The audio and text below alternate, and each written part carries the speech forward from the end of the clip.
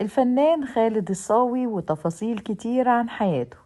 نبدأ بحياته العاطفية. ارتبط الفنان خالد الصاوي بثلاث علاقات خطوبة، والثلاث علاقات باءوا بالفشل. بعدها اتجوز الفنان خالد الصاوي مرة واحدة، وكانت في نهاية الأربعينات من عمره.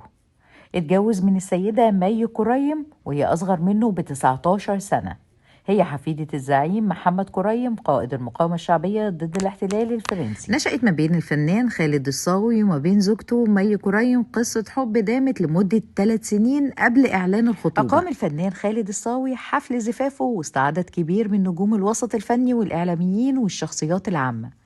كان أبرزهم الممثلة منى زكي والمخرج خالد يوسف والممثل خالد صالح رحمة الله عليه. أما عن تفاصيل مرض الفنان خالد الصاوي، فنشر الفنان صورة ليه عبر مواقع التواصل الاجتماعي وهو جالس على كرسي متحرك. أوضح الفنان خالد الصاوي إن الإصابة بدأت في آخر مشهد في فيلم القاهرة مكة.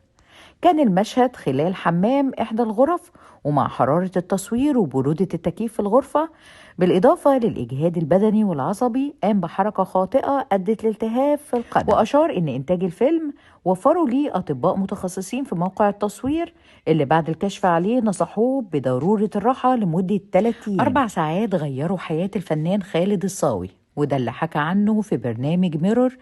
قال إن نظرته للموت وترتيباته ليوم وفاته اختلف تماما في 4 ساعات من حياته فقط. حس الفنان خالد الصاوي فجأة بارتفاع كبير في ضربات قلبه مع ضيق في التنفس. فضل 4 ساعات لا عارف ينام ولا عارف يقوم. توسل لربنا وقال له اديني فرصة أخيرة أقابلك بيها وأنا كويس ومش عاوز أموت كده. كمل الفنان خالد الصاوي وقال نمت لمدة 4 دقايق بالظبط، وكأني نمت 8 ساعات. قمت من النوم لقيت ضربات القلب منتظمة تماما وكأن شيء لم يكن.